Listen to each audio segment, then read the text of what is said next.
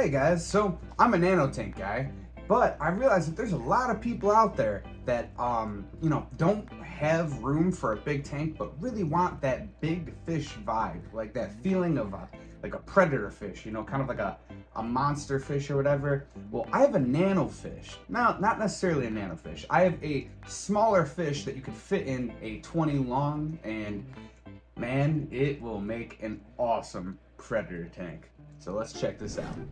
Alright guys, so before we get into the main point of our video here, I got some updates for you. Let's check this out. So the other day we did a dirted tank build, and if you guys didn't get a chance to check that out, you should check that out. It's on the video section of my page. It's the most recent one, so it'll be right below this one. If you guys are looking to do a dirted tank, I would really suggest trying it out. The reason I suggested is if you're a beginner aquarist, it's really going to change your mind on how you view aquariums. If you can use just dirt and you're like, wait, I didn't need to buy the Petco gravel, and then you start thinking like, wow, what is really going on in this aquarium? What did I think was going on in this aquarium before? Because, man, I didn't think I could use dirt, and now I can, and now I can grow beautiful plants. My fish are healthier. It's really gonna change your mind. So if you haven't done a dirted tank, I would suggest at least doing some research into, like what are the things that make up a dirted tank, all the specifics, what's the best way to do it, and what is it really changing in your aquarium. I love it. I'm on to my second dirted tank, the one that we just built, and we're going to check that out in a second here. Now, it is a dirtier dirted tank. It doesn't have to be that way. It was just the way I did it.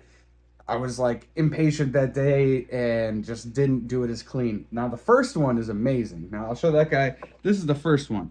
Now, that is dirt right there, capped with sand. It is awesome. It's got some Eco Complete on the top there, just little bits that I had left over. And you could see that it's just growing amazing. Now this plant in here is Ludwigia broadleaf. I can't remember what the actual name of it is. I think that's just a common name. And it is growing amazing. I can't get that plant to grow in any of my regular substrates. So definitely the dirted tank is having an effect on that. So this is the clean version. Now the dirted one that I did is this guy right here. Now it's still going through a lot of the transition process of becoming a tank.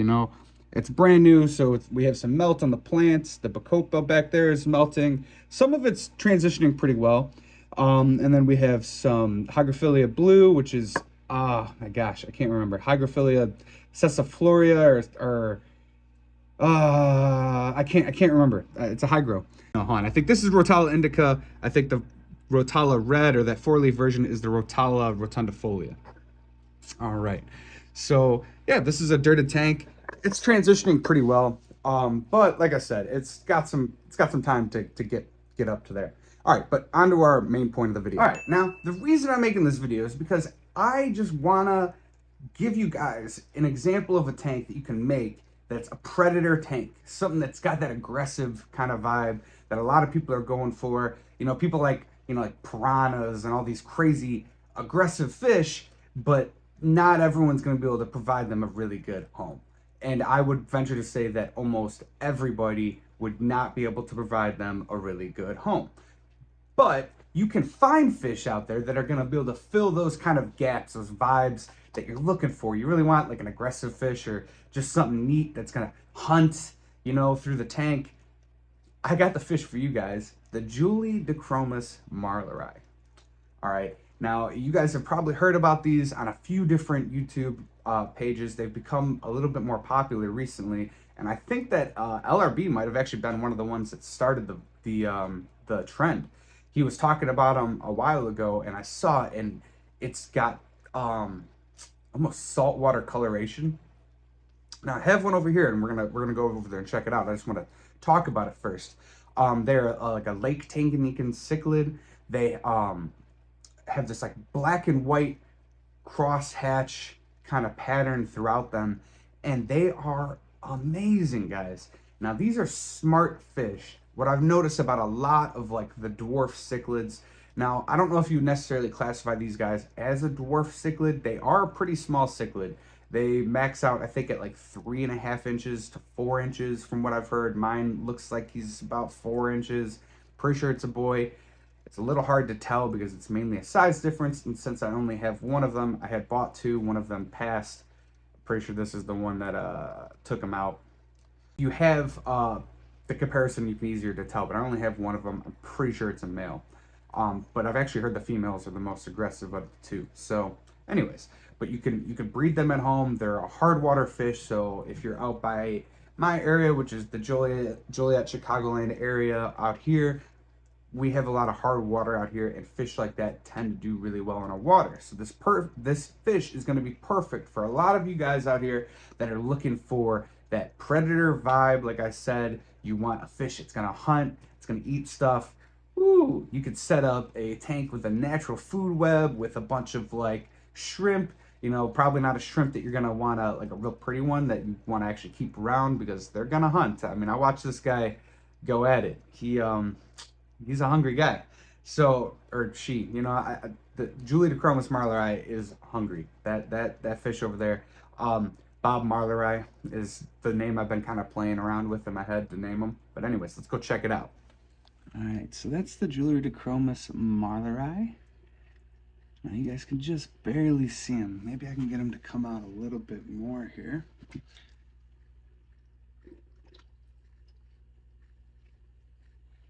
Yeah, check that guy out. He is beautiful. He's one of my favorite fish. And what he is awesome at is going around a tank and hunting shrimp.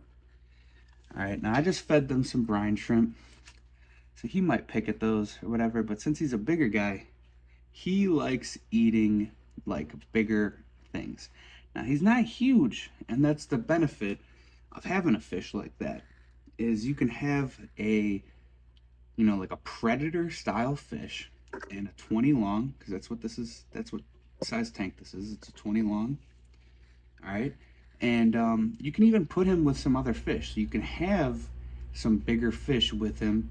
I've actually had him with, I think it was a pair of guppies. He didn't attack the parents. He probably ate some of the babies. It's a great idea for like a nano predator tank.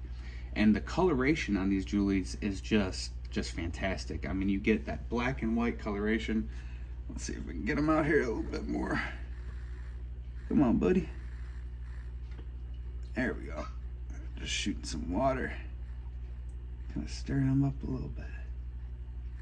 Come on, bud. Come on out. Woo. Yeah, they are absolutely just gorgeous fish. Gorgeous fish. Perfect for a nano style predator tank. Let's say you fell in love with that fish over there that you just saw. These are some of the things you should know. People say that they're a warmer temperature fish. So you want to have them in like, you know, mid 70s to upper 70s. I have had mine in as low as like 71, 72. The tank that he's in there right now is probably 72 degrees. I don't run heaters in a lot of my tanks. I only run heaters in a couple of my tanks. And he's been fine. He's thrived the entire time, still eats like a champ, hungry, hunting. So I would definitely suggest keeping it in that at least mid 70s range. I wouldn't do the low 70s. That is just temporary because of the winter right now, and it just kind of is what it is in my fish room. And you know what's the best part about the Julidochromis marleri is there is a pretty awesome source to get them. If you guys go to lrbaquatics.com, you can check that website out. He homebred his group of them. You guys can buy a set for yourself. You can set up a nano predator aquarium. You can have a nice, hardy, beautiful fish that basically looks like it's a marine fish, because you do not get freshwater coloration like that out of any other fish. This has been another Outside In Aquatics video. Thank you guys for stopping by. If you guys liked it, comment, like, subscribe. Everything helps, guys. We got to feed that algorithm. I am so grateful for you guys stopping by. Catch you next time.